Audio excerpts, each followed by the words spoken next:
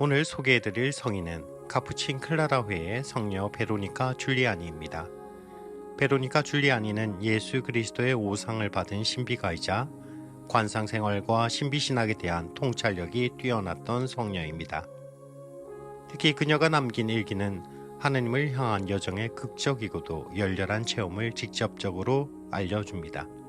교황 비오 9세는 베로니카 줄리아니의 일기를 읽은 후 그녀를 단순한 성인이 아니라 위대한 성인이라고 칭송하기도 하였습니다.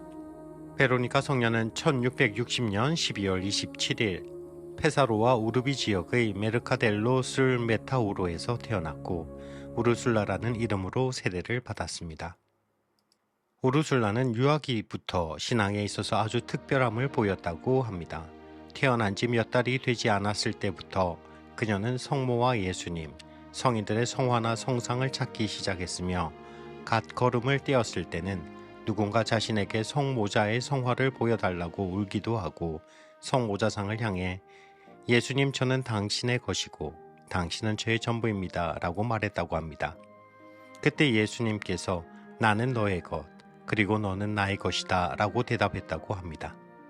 또한 그녀는 어린 시절부터 가난한 사람들에 대한 깊은 애정이 남달라 집에 찾아와서 구걸하는 이들을 빈손으로 보내는 일이 없었다고 합니다. 어느 날 그녀는 새 신발을 선물로 받았는데 그 신발을 얼마나 소중히 여겼는지 침대에서도 신고 있었습니다. 그런데 어느 날 구걸하는 이가 집에 왔을 때 그녀는 자신의 신발을 주어야 할 것 같은 생각에 자신의 소중한 신발을 한 짝 내어주었습니다. 그런데 다시 그 거린이 돌아와 나머지 한 짝도 달라고 하여 그마저도 그에게 주었습니다. 그 일이 있은 후 한참이 지나 그녀가 기도하던 중 그녀에게 예수님께서 황금 구두를 들고 나타나셔서 내가 어렸을 때 내게 준 신발이다. 내가 바로 그 거지였다라고 말씀하시고 사라졌다는 이야기가 전해집니다. 우르술라는 이처럼 가난한 이들에 대한 애정을 가지고 가난한 이들을 집에 초대하여 식사를 나누기도 하고 예수님과 마리아의 성화를 가지고 그들과 대화를 나누기도 하며 그들의 육신의 필요만이 아니라 영혼의 필요도 채워주었다고 합니다. 우르술라는 또한 예수님의 고통을 자신 또한 품고 싶어 했습니다. 그래서 나의 주님, 당신과 함께 십자가에 못 박힐 수 있는 은총을 저에게 주실 때까지 저는 당신과 헤어지기를 원하지 않습니다. 당신과 함께 저를 십자가에 못 박으소서. 당신의 가시, 당신의 손톱, 당신의 십자가, 그리고 당신의 모든 것을 나에게 주십시오. 여기 나는 손과 발과 마음이 있습니다. 나에게 당신의 상처를 주십시오. 오 주님. 이라고 기도하기도 했다고 합니다. 그리고 그녀는 리마의 성녀 로사와 시에나의 성녀 카타리나를 거울 삼아 극기와 기도 생활을 하며 신심 생활에 열중하였습니다. 1677년 그녀가 17이 되던 해에 우르술라는 그녀의 아버지의 반대에도 불구하고 카스텔로에 있는 카푸친의 클라라 수녀원에 입회하였습니다. 그리고 수도복을 착복하면서 베로니카라는 수도명을 받았습니다.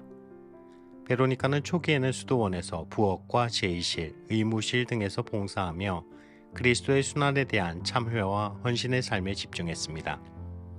그녀의 간절한 기도 생활은 상식과 실천력과 함께 탁월했기 때문에 베로니카는 1688년 수련소의 책임자로 임명되어 오랜 기간을 자매들에게 봉사하였습니다.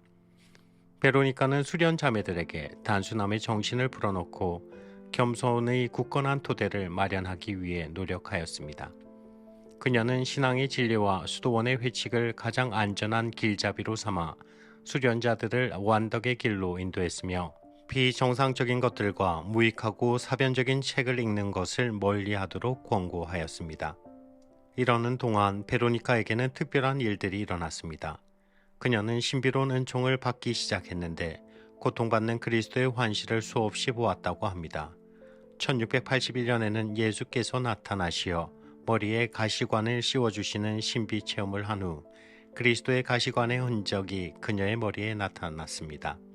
이렇게 그녀에게 일어나는 신비로운 현상에 대해 많은 동료 수녀들은 그녀를 믿어주며 놀라워했지만 일부는 이를 부정적으로 여겼기에 베로니카는 시련을 겪어야만 했습니다. 뿐만 아니라 이보다 더 큰 고통은 남들로부터 오는 것이 아닌 스스로가 자신에게 가했던 고통이었습니다. 과도한 크기로 자신을 괴롭혔던 것이었습니다.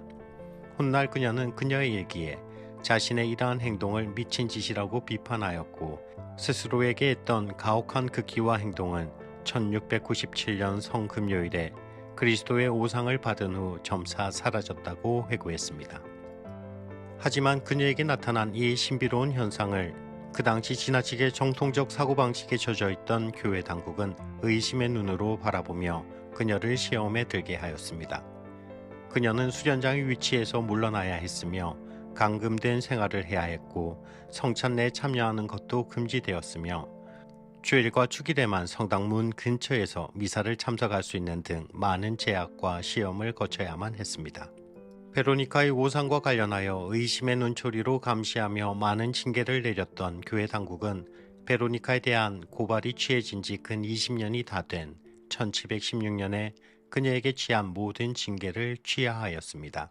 그녀에 대한 재판의 과정이 모두 끝났을 때 이를 담당했던 주교는 로마에 그녀는 교회의 조사 과정에 철저히 순종하였으며 모든 가혹한 대우 속에서도 슬픔의 기색을 보이지 않았고 오히려 표현할 수 없는 평화와 영의 기쁨을 보였다고 보고하였습니다.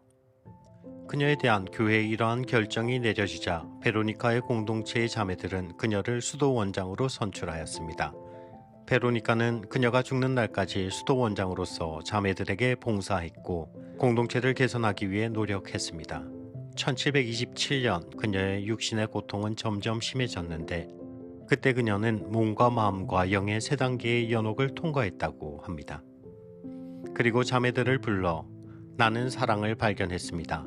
사랑이신 분께서 당신을 볼 수 있도록 허락해 주셨습니다. 바로 이 사랑이 나의 고통의 원인입니다. 다른 이들에게도 이 사실을 알려주세요. 라고 말했다고 합니다. 그런 다음 말씀의 육화를 찬미하는 성가를 들려달라고 부탁했고 노래를 듣는 동안 성녀는 울음을 참지 못하고 누가 이 사랑에 울지 않겠습니까? 라며 외쳤다고 합니다. 자신의 병고를 감사하는 마음으로 인내하던 베로니카는 1727년 7월 9일 열렬한 사랑으로 성체를 모신 뒤에 세상을 떠났습니다. 그리고 1839년 그레고리오 16세는 베로니카 줄리아니를 성인품에 올렸습니다. 베로니카 성녀의 유해는 홍수로 훼손되기 전까지 오랜 세월 부패하지 않은 채로 남아 있었다고 합니다. 그녀의 유골은 현재 밀랍으로 만든 성인의 모습 속에 보관되어 있으며 그녀의 머리뼈는 왁스로 처리되어 보관되어 있습니다. 그리고 그녀의 심장은 여전히 부패하지 않았으며 별도의 유물함에 보관 중이라고 합니다. 성녀 베로니카 줄리아니 저희를 위하여 빌어주소서.